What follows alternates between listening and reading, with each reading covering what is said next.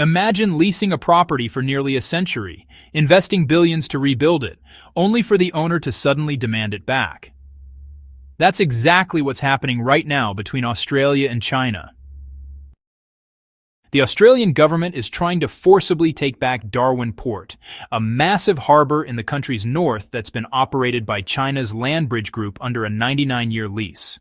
But there's one big problem. Breaking that deal could cost Australia over $3 billion in compensation. In April this year, Prime Minister Anthony Albanese shocked the world when he publicly announced that, regardless of the election outcome, his government would terminate the lease. If no private buyer steps up, Australia would use taxpayer money to buy it back. That single statement set off alarms, not only in Beijing, but across the global investment community. Because 12 years ago, Darwin Port was practically worthless, a crumbling, rusting dockyard on the brink of abandonment. As Darwin Port's success grew, so did political unease in Canberra. What began as a simple commercial lease slowly turned into a national security debate, and eventually a diplomatic flashpoint.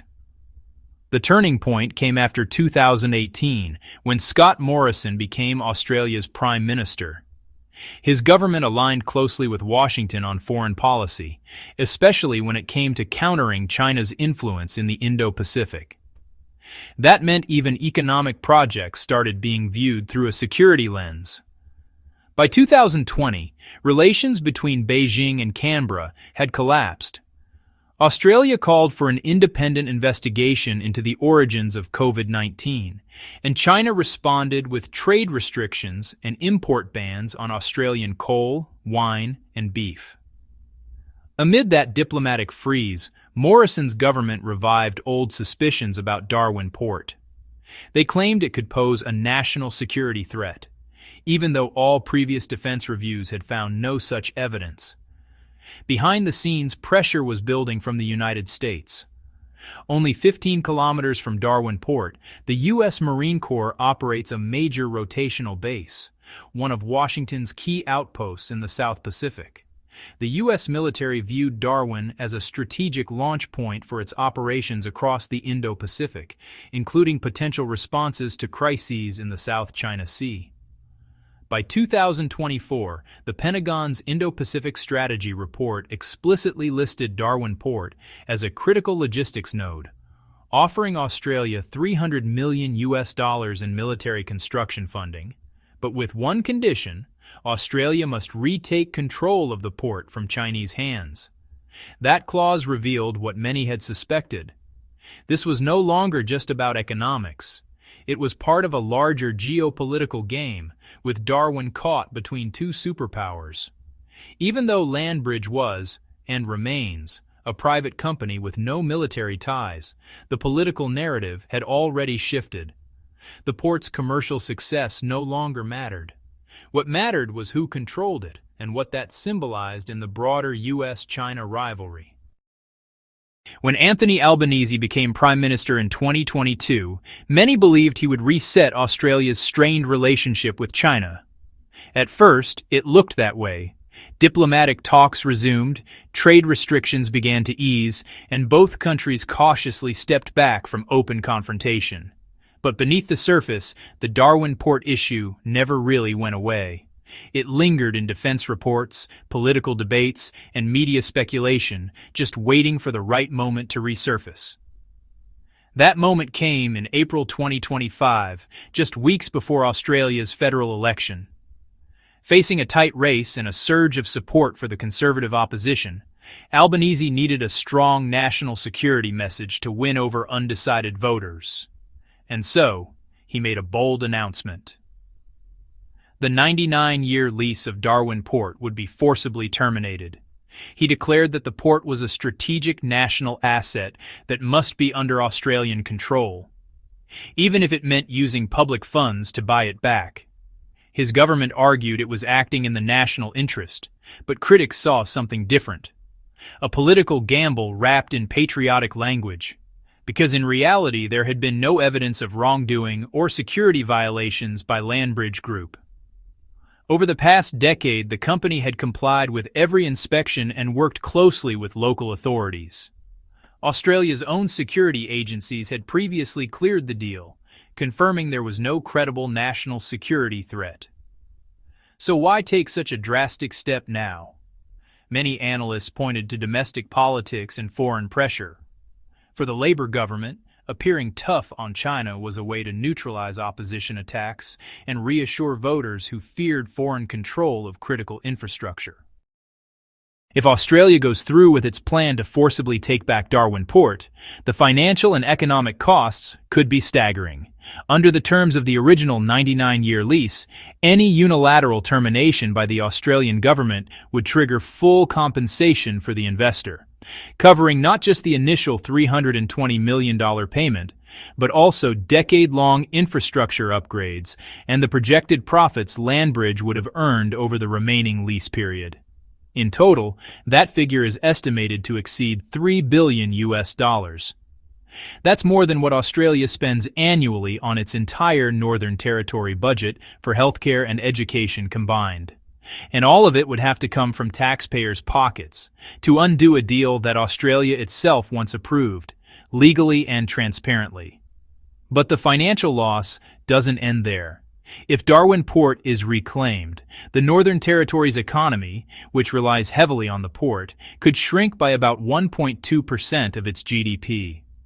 Thousands of jobs linked to logistics, shipping, and regional exports could be affected.